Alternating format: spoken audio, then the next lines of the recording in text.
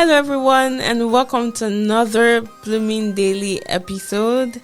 I'm so excited to have you join us again, and wow, it's been an interesting year. Can you imagine that it's May? Like the 5th month of the year. I honestly cannot believe that we're already 5 months into 2023. So it just really shows how fast time flies. I agree. May sneaks up on all of us so fast, and then all of a sudden you snap your fingers this morning and campus is quiet. Yes. It changed overnight, so it feels. It really did change overnight. I woke up and I was like, why is everywhere so quiet? Where did everyone go? So yes, it's May. The school year is coming to a close. A lot of people have left Bowdoin's campus. And so, yeah, this episode today is going to be based on something around that because I think it's very essential. And I don't know if you recognize the voice that came up a few seconds ago, but I want to welcome to the studio again, Kate Nicholson. Hey, everybody. It's always good to be here with you, Blooming Daily Fan Club. I love it here.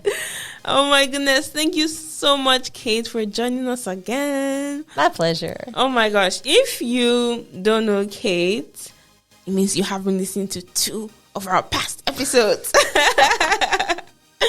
Yeah, so Kate was a guest on the show in May and June 2022, where we spoke about why it's so hard sometimes for us to get sleep, and you know how the society affects how we sleep, the way structures are built, and how that just really influences how we sleep.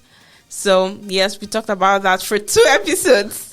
I know, it was some good stuff. I hope go back and listen, please. Yes. Share your thoughts. Oh my gosh, that was a really good episode. So thank you again, Kate, for coming on the show.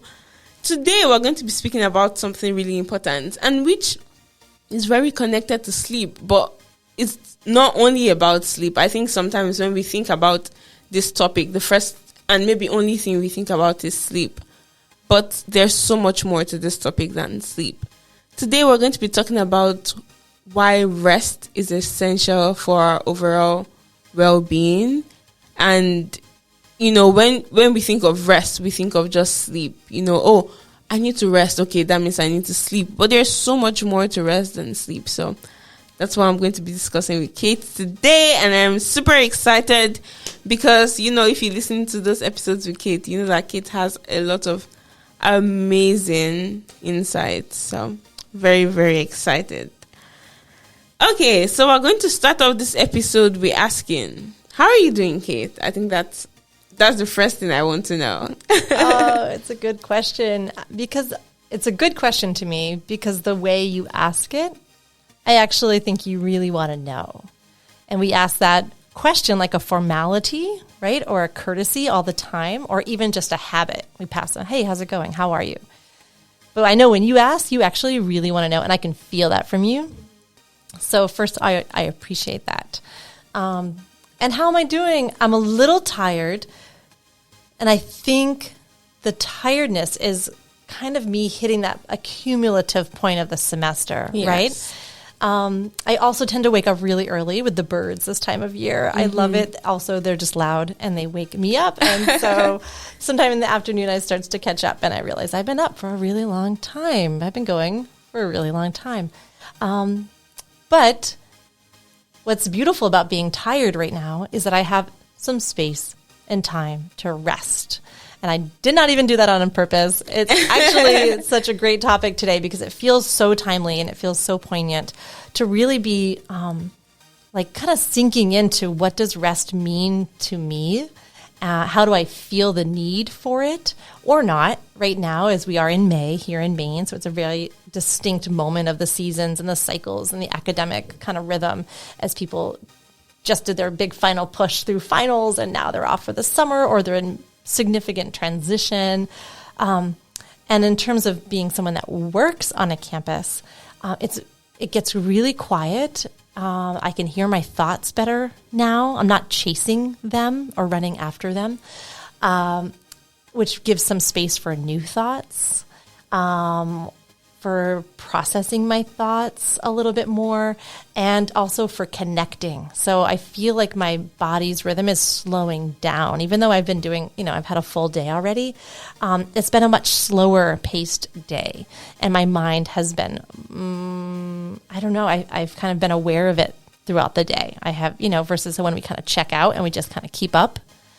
So I appreciate this time of day. So I feel tired, but I also feel quite joyful because I like new beginnings, and spring always feels like there's a lot to look forward to this time of year too. And it's all my favorite things. I love spring. I love being outside. I love spring too. Love being active. I love getting in my gardens. Yesterday I put a lot of things in the ground, just getting my fingernails full of dirt and soil, and just all of my favorite things kind of come back into view this time of year. So there's a lot to look forward to too. Yes, that's amazing. Thank you for sharing. I'm also kind of tired, so I can definitely relate to that. But just like you, I also really love spring. I feel like spring is my favorite season of the year because it's when we come out of winter. I really like how things bloom. And no, this is not a pun. I heard that. But yes, I really like how life comes again. I really like to see how the trees begin to grow again and the leaves begin to appear, and how the sun feels on my skin. So I really love spring. So I definitely feel you. And it really, we need the winter to see that and feel that all over again. And winter is so hard for me too. I like it for a while, and then it's just long and it's dark and it's hard and everything feels a little heavy about it. But it makes this time of year, I have to admit, it makes this time of year so much more exquisite and exciting. Yes. Than if we didn't know winter. We wouldn't really appreciate spring. Exactly. So thank you for sharing how you're doing. I think that we need to ask this question more and actually care when we ask this question. I know I'm also, someone who knows how easy it is to just say, "Oh, how are you doing?" and move on so quickly, especially when you're rushing to class and you have so much to do. But I really encourage everyone listening to take some time out today to ask people how you're really doing, and to ask yourself how you're really doing, because that's really important. And if you don't ask yourself how you're really doing, then you wouldn't know how to rest or when to rest, or why you should be resting, because you don't even know how you're doing. So I think this question is very important overall for your well-being, because then you can do the needful. 100%. You said it great. Amazing. Now to my other question on rest. You touched on it when you spoke about what rest means to you, but I really want to hear more about that.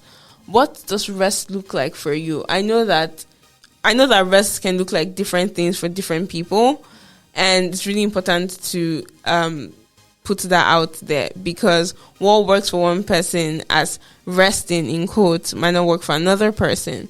And if you try to only use what works for that one person you really admire, you might be failing and be getting really angry at why it's not working or why you're not resting well. So what does rest look like for you, Kate? Oh, it's such a good question. I like this topic a lot because it really helps catch me in terms of saying one thing and then checking it if that's actually my lived experience or not. It's really easy to know the value of rest and to appreciate what it might feel like and some of the ramifications of when we don't rest, right? And how that wears on our body and our systems and our mind and our emotions. We kind of intellectually know that. And I could tell you that, right? But then I really want to pay attention to what does it actually look like for me, both in terms of its lived out practice and also where I struggle hard around resting. So I've always been a very poor napper. Okay. So the first thing when I think about rest, I think of napping. And napping is something as a health promotion specialist, I would mostly strongly advocate for. Naps are great. We try not to do them too late so it doesn't interfere with our sleep cycle, which is where we do our deeper resting and resetting, sort of physiologically. But I think taking breaks and pressing pause often looks like a nap for a lot of people. I'm married to somebody, I live with someone who's a phenomenal napper. And in this conversation, I can chuckle, but what happens is I can easily walk by my partner when they're napping and almost feel like a little resentful, like, oh, I wish I could nap. Doesn't that look nice? Or like, ooh, a little envious. Gosh, I do actually really want to nap.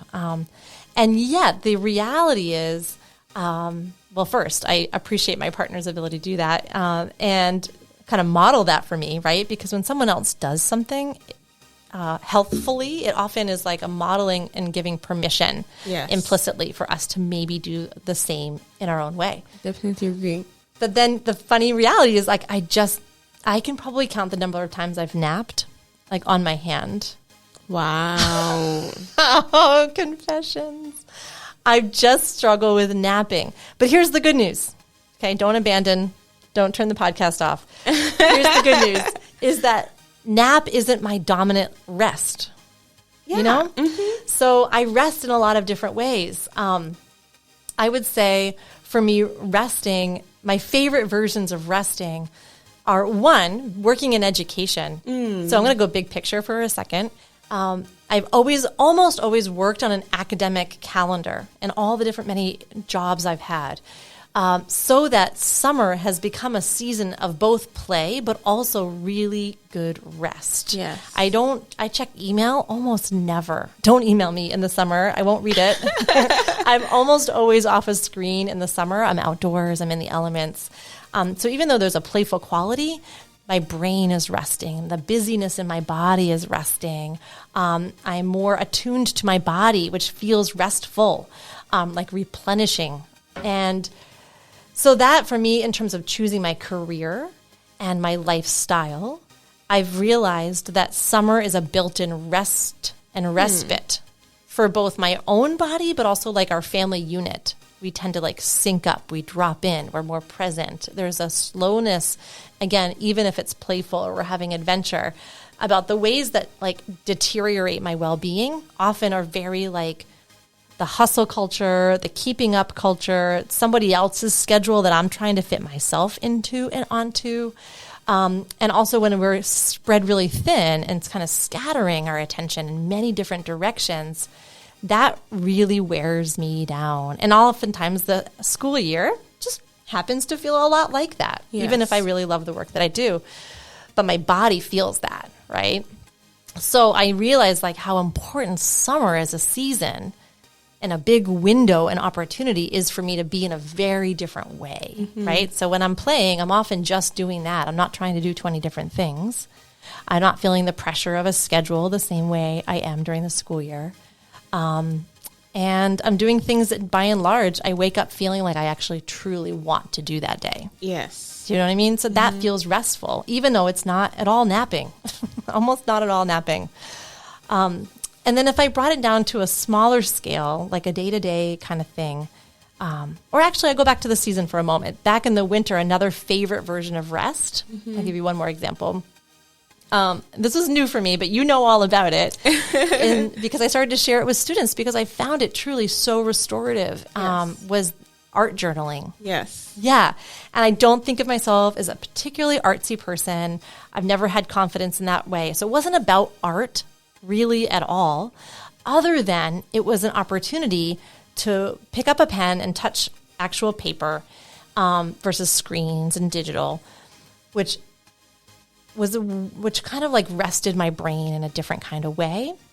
And then it almost felt kind of radical to just do art for 20 minutes, right? Because art's not particularly productive in an obvious way, or at least even in how the agenda in my calendar looks of all the things I have to do that day.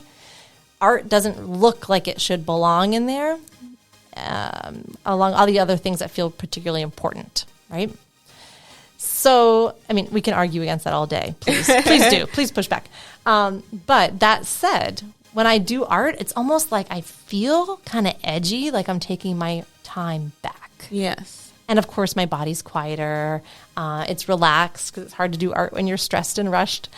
So it's really, art was starting to teach me some of the elements of rest, which had nothing to do with napping, right? At least it didn't look like napping. Yes. Yeah. So those are two restful, like two different ways I talk about or think about rest in terms of how it lives through me.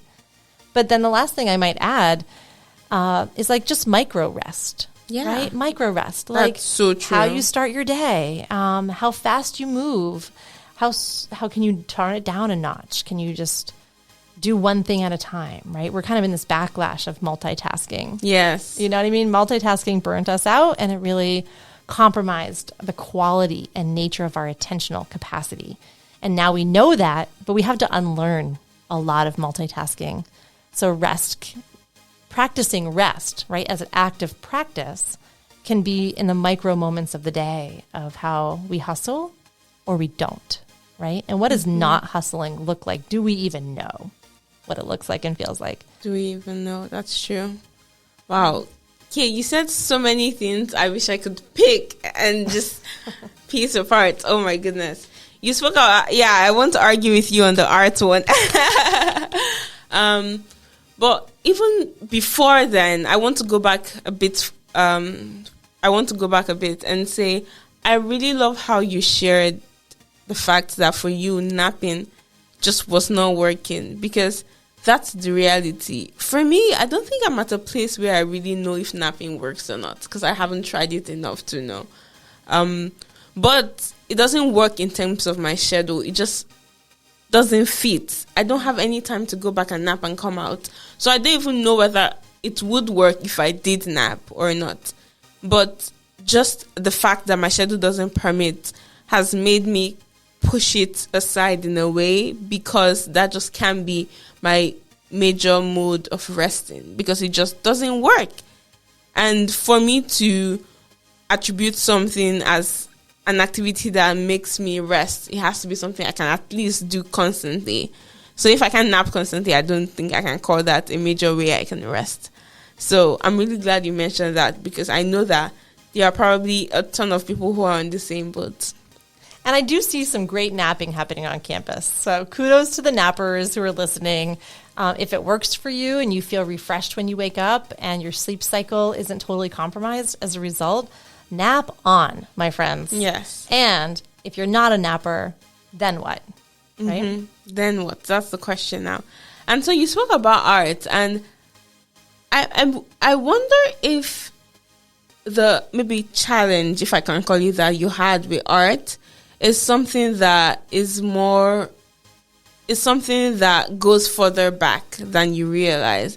Whether it was something like in childhood or in high school, maybe you struggled with trying to get the perfect art, and then your brain just associates doing art with doing something strenuous, and that's why all of this is happening. Do you think that could be the reason? Because for me, I see art as very relaxing and productive, but I also wonder if it's a difference in experiences that is resulting into this difference in perspectives.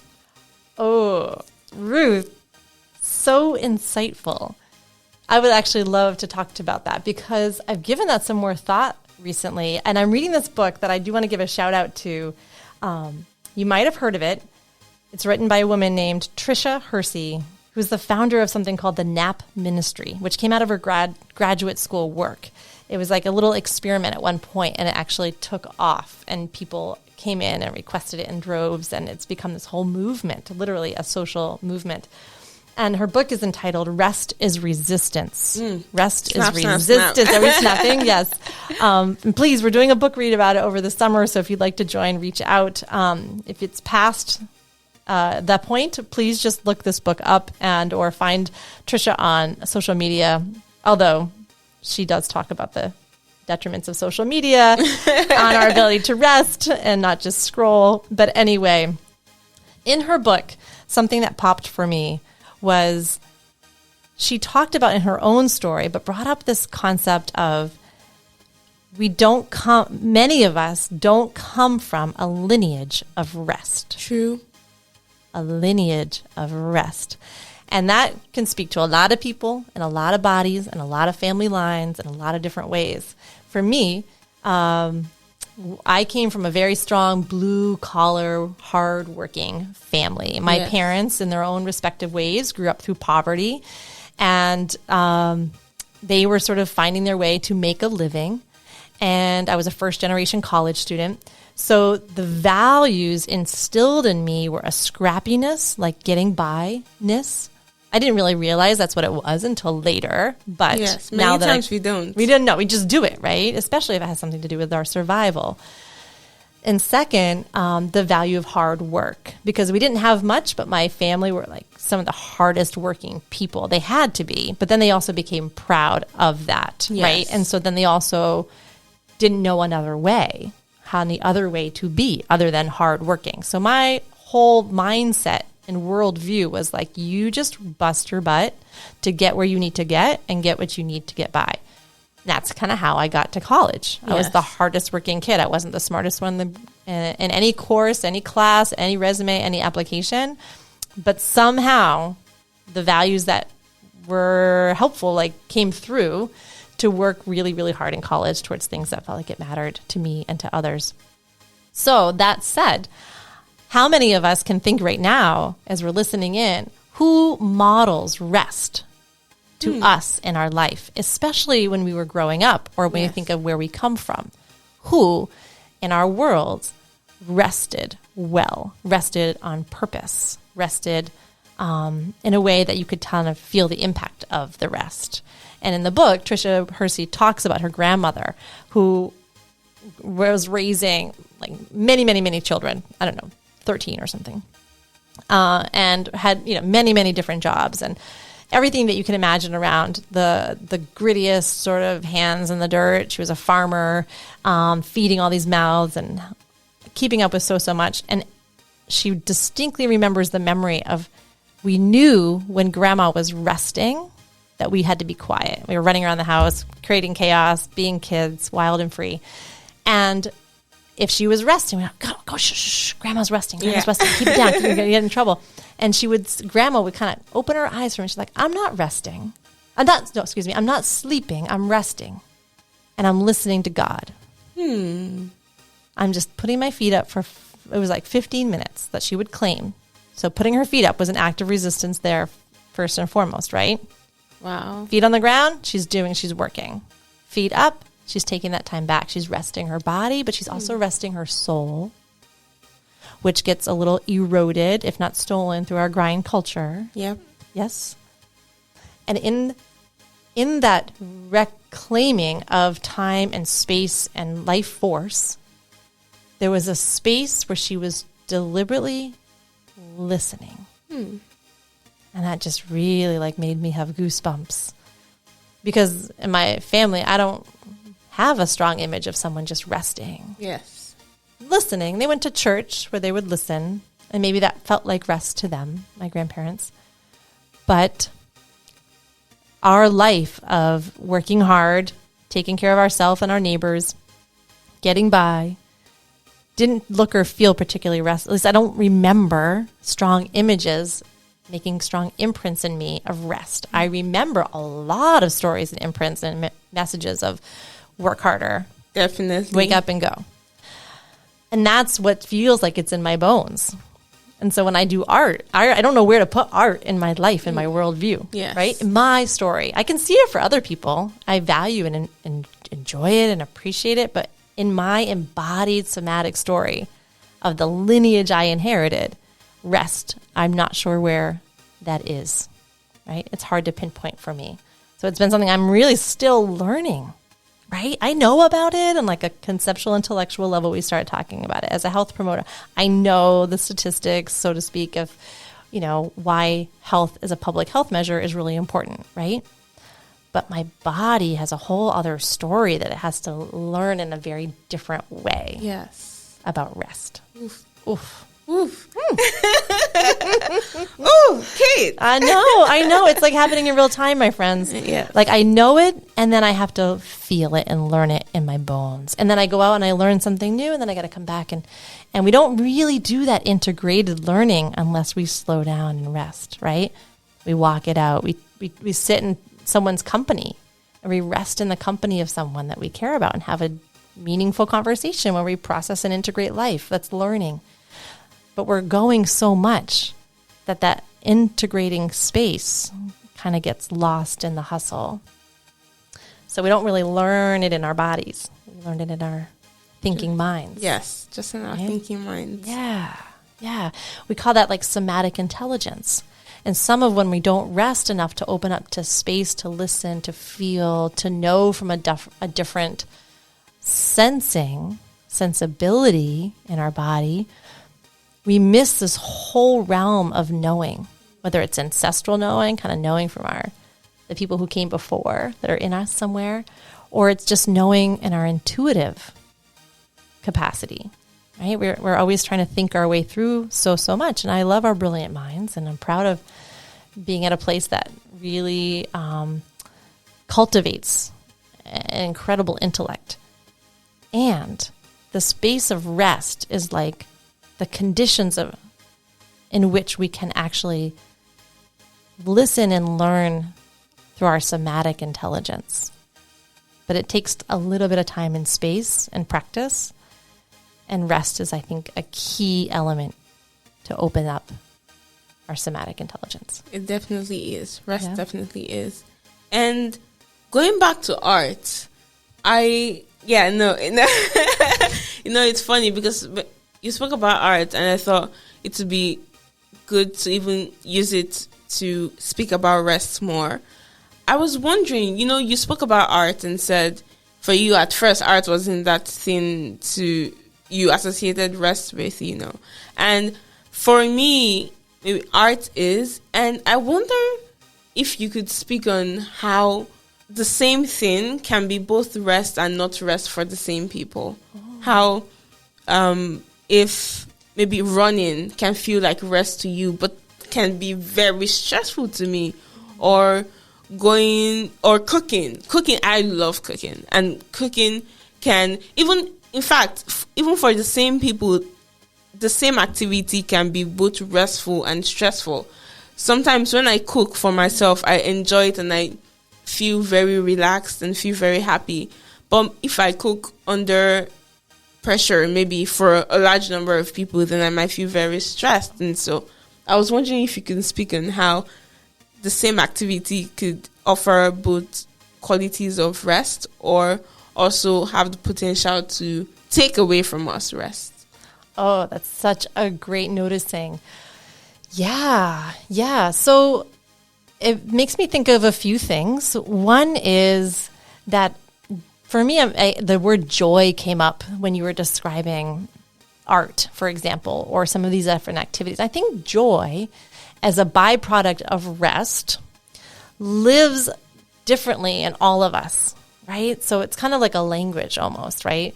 So like my dominant joy language is dance. Like I love music and dance. Oh, I do too. Let's turn that up. I love dance. But I have to feel moved, right? I have to feel moved to dance. It's something that like wants to kind of come through me, and I might be inspired or turned on by music I hear. And then it activates. But I can't like kind of go force myself to dance. Like if I'm not feeling it, it just doesn't want to happen right there. But I can turn on music and maybe it'll start to like stir in me. So I think, what is calling us into rest, and again, that might open us to something that feels like contentment or joy or peace, is something that is like true within us in a moment. Yes. Right? And like we don't know, we have to like really attune. We got to listen in for that, pay attention. Also, we might just experiment, right? And just find out through experimentation. Trying it, trial and error, try it on, see if it fits it or not. And that it can change day to day, week to week, year to year, right? Like art was never my thing. But then this winter, the wintering of my life and my body kind of feeling cooped up, it's like, what can I do? I feel like everything I'm doing is work right now, like all winter long. Again, the kind of heaviness of the mood of things. And I was like, I don't want everything to feel like work. And my favorite versions of play, which often feel very restful to me, are very seasonal based, right? Yes. I do them in the spring and the summer, and I can't quite garden right now in the cold winter. So I just started to follow this artist online, and I was like, okay, if you teach me a few things and I just follow along, And because I was having some support, right? She was teaching me, kind of I had a little space I carved out each week to at least intentionally show up to it and try it. Then it started to feel more restful. It wasn't, I was surprised by it, honestly. I just didn't expect it. It was kind of an experiment. Yes. And then my body responded. It felt good as a result. I felt relaxed. I felt like I go back to work. I was doing it on my lunch hour. I kind of did it with I have my lunch and then I had 20 more minutes that I could do this, and it was compatible timing. But the rest of my day felt different, right? I took a little bit of me back, and then I had more to give in the rest of the day. So that was really cool. The other thing that comes up, so I would say rest is different at different times for different people, kind of paying attention and tuning in to what feels like it's in you. Yes. As a language or an expression or an invitation, right? Like a genuine one for you, true in a moment. And then the other one that I think when cooking feels a certain way, if you're busy versus if you're cooking for friends for a special occasion, is kind of acknowledging the context or any imposing factors around the activity, right? Absolutely. Is it for you, or is it just a have to, a should, or for some other thing, for some other reason?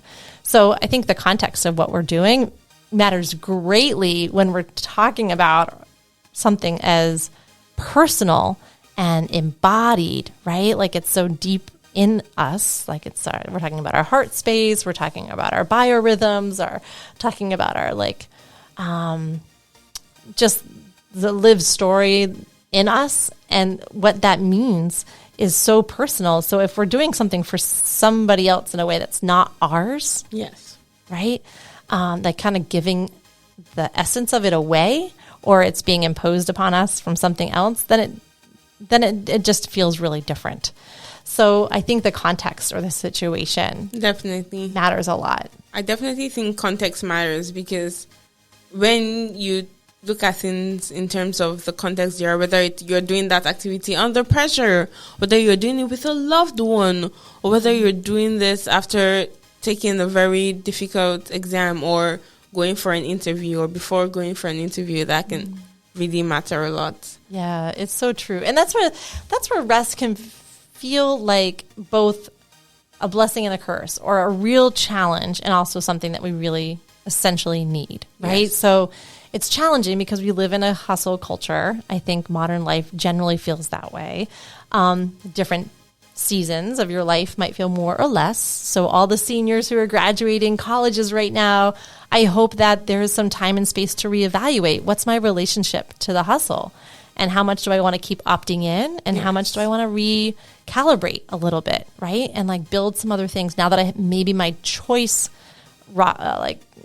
the menu of choices I have is different than when I was a full-time student. Yes. It doesn't mean that the circumstances are not always, they're always going to be hard things that kind of feel like they're up against us or in between us and our rest.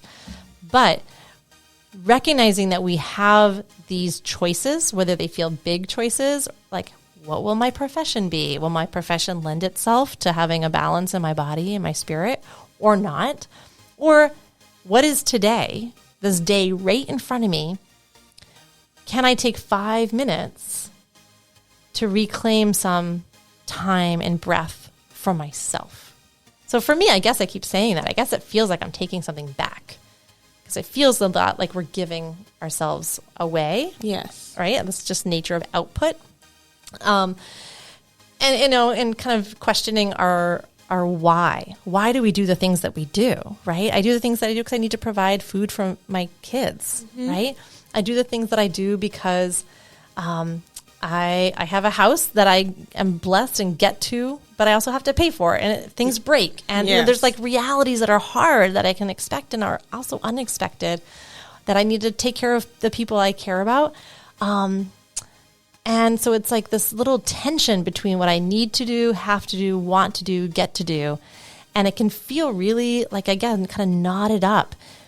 So in there, it's so imperative that we kind of recognize that we have these micro moments of choice, because it kind of feels like I set my life up and now I just have to go, now it is. Now here it is. Now I have to go do it. I made this life. I got this life. I inherited this life. Now I got to go just do it, show up.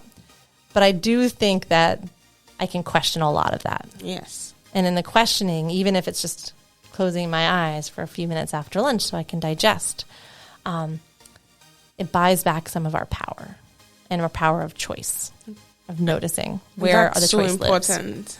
It is really important. And honestly, it's so hard just from that big picture, big context of social kind of cultural world that we're living in, the pace that we're living in, you know, the onslaught of stimulation coming into our attentional bodies and minds is like never ending, right? We have these devices are like extensions of our Oh bodies, my goodness. Yes. right? And how much do they deprive us of rest versus enhance our rest? Great question. So, you know, I think it gets a little harder every day. It's super hard. It's hard for me too. But the thing that, you know, coming back to this book and the way she says it so unapologetically that I love, she's like, we act like burnout is normal. Burnout is not normal. Not at all. Right? And so there'll be days when we're tired. There'll be days when we're kind of run down. There'll be seasons where we have to show up and do hard things or big things. But there should always be another side. There should always be like a counterbalance, a moment after or a breath after or a chapter after where we can recalibrate, right? Versus always on to the next, always on to the next. It's hard. It is hard. And it's important. And based on all you've said, I feel like we don't even have to, again, talk about why it's so hard to rest, because you've already really mentioned several reasons why it's hard for us to rest. You know, for example, our devices, they are huge stimulants in our environment. And I personally think that they are overstimulative. For me, I turned off many of my notifications when I got to Bowdoin around almost 2 years ago, because it was just a lot to handle. You know, I would be doing certain work and the notification would come up and I would want to like check it, because, you know, when the notification comes up, it prompts you to want to do something. So I turned off my notifications to say, I really want to choose to look at my phone when I want to, and not have to look at my phone or check messages just as they come, because that impedes my ability to rest when I need to. Because if I am at the mercy of my phone, then I can only rest when it says I should rest, which is terrible, you know? So, yes, I definitely think that that's one of the things that can really hinder our ability to get good rest. You've mentioned, you know, the hustle culture, which is a reality. It just is. I stay up studying. I do several things. It's just the reality, you know. But then still finding how to rest in the midst of all of that is really important, because frankly, the hustle culture isn't going away anytime soon. I can't. It's true, you know, and, you know, I know you want to go to med school Exactly. and you're a doctor, right? These are big works of your life, and they're important, and you'll be brilliant with all of it. And it's by and large a very hustle situation. So maybe it matters about like why we show up to the hustle, right? Like if we have to do some hustling, kind of like a dance, like we have to dance it out somehow. We have to find our way, find our steps. Making sure our why feels really good. Yep. Really good and really important. And then to backtrack for a minute around like devices and why things feel hard. I also want to talk to like the nervous system for a quick second, because I see this all the time as someone that works with other bodies a lot, whether I'm teaching a movement class or I worked as a body worker, a massage therapist for many years. So I could feel the resonance of other people's bodies. I know that might feel kind of weird to say, but it was very real to me. And now, because I'm sort of honed or trained in that, I can see it. I can just like see people walking and entering a room, and you can kind of see the activation in their nervous system, and mine too. Like I'm a fast walker. You can see me walking across campus. It's kind of funny. It's kind of funny that someone that values these things. But also, I'll tell you what, I'm a fast walker, and And that just feels like a normal pace for me, right? And sometimes I catch that and I say, oh, Kate, I dare you to just slow down a little bit. Is it going to be the same? You're going to get there? Yeah. So I play with that with myself. But I also inherited that, right? I watched my dad was like 20 minutes early to everything because he had a lot of kind of an anxious energy in his body from growing up the way he was to making sure he had enough, right? And so he's going to be first in line. There's some respect, I think, that was built in as like a really strong discipline, like everyone's time matters and we need to be using our time wisely from that like productive, hardworking value system. So in some ways, I inherited a nervous system. True. So what's interesting is I might spend my whole lifetime recalibrating the nervous system that I inherited. You know what I mean? Ooh. Yeah. Yeah, we talk about sort of generational trauma as something that we inherit from our background, right? But real. Trauma is real, and it could be anything. We can have generational joy.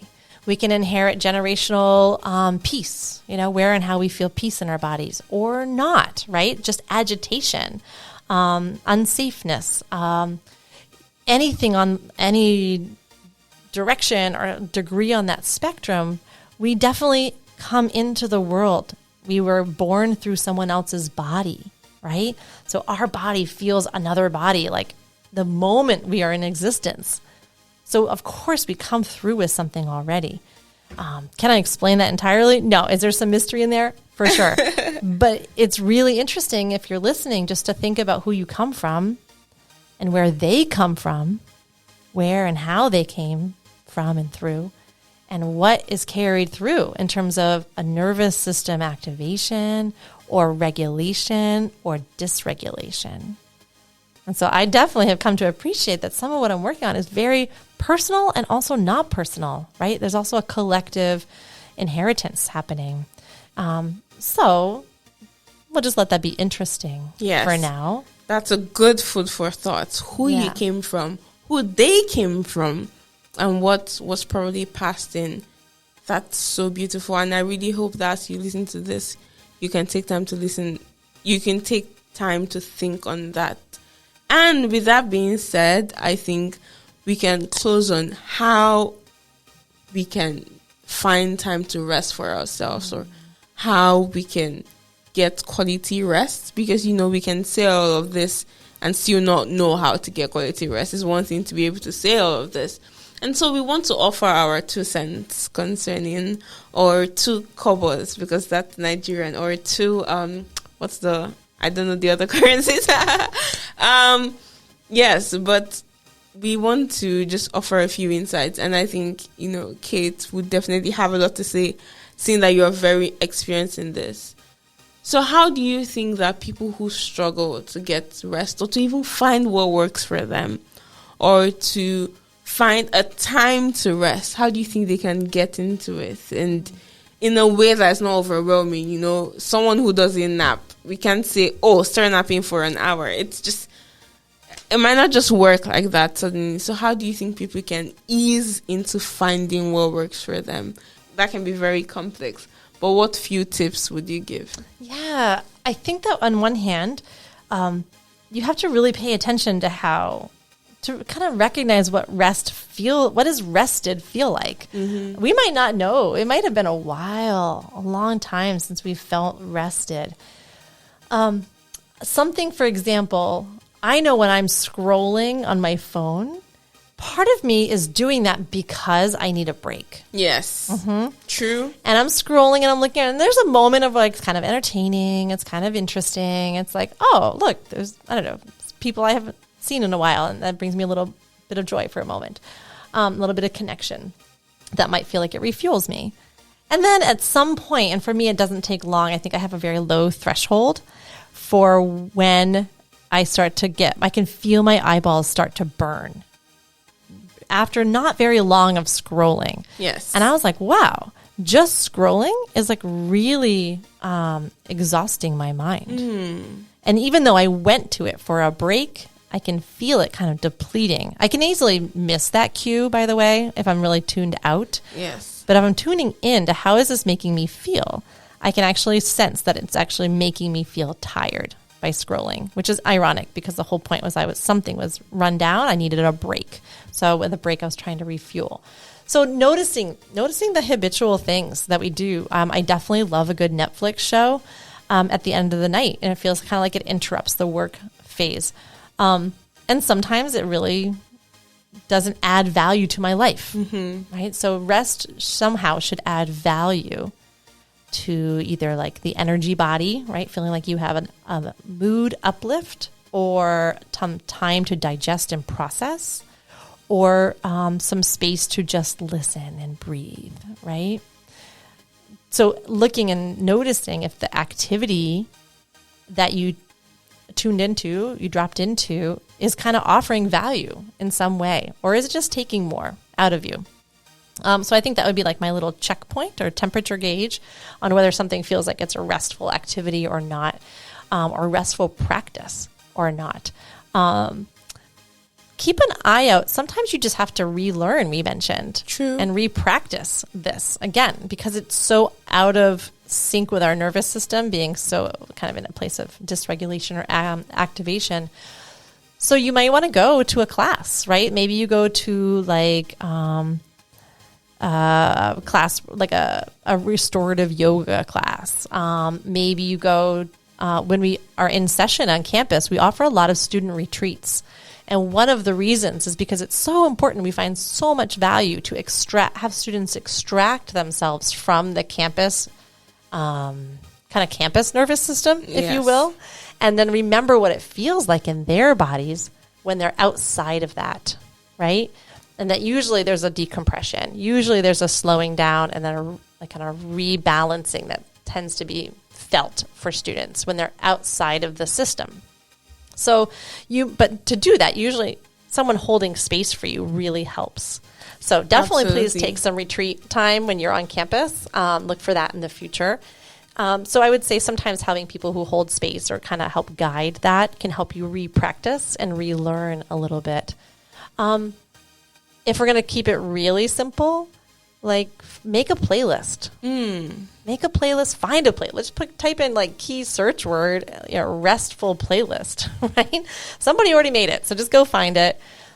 And then music, helping music can turn me on to get into my dancing mood, right? And that usually is a nice place for me to feel some release. But see how this music like conjures a particular mood or energy in your body, and see where that leads you, whether it leads you to curling up in your bed and closing your eyes. I like to put my feet up a wall, which is a funny thing, but it's like a yoga shape where you lie on the floor and I swivel my legs up a wall or up onto a chair, kind of a very simple way to invert my body. And that keeps me out of my habit body, right? I'm usually upright. I'm usually kind of postured a different way. So when I go upside down, even in a simple restored way, it really catches my attention differently. And that usually is a space where it feels like generative or replenishing. But I think music in and of itself, whether you're taking a walk, whether you're sitting outside, if you're in a nice, pleasant climate this summer, and it helps you to kind of like notice the world around you, because it sets a certain mood. Maybe music playlist helps you sit down and want to like put pen to paper and write, journal it out, or sketch. Just make a sketch, right? Kind of like some art, some loose, sketchy art, or go for a jog, right? Like I feel like a playlist could really help lead you into your rest. Yes. Hey. Let's try that.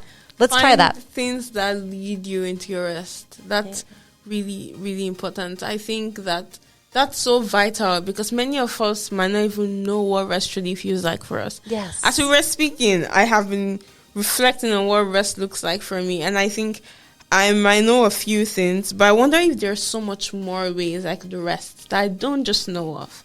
And so I think maybe this summer I can use this summer to find one or two new ways I can rest, because I'm sure there are more ways I can rest that I realize.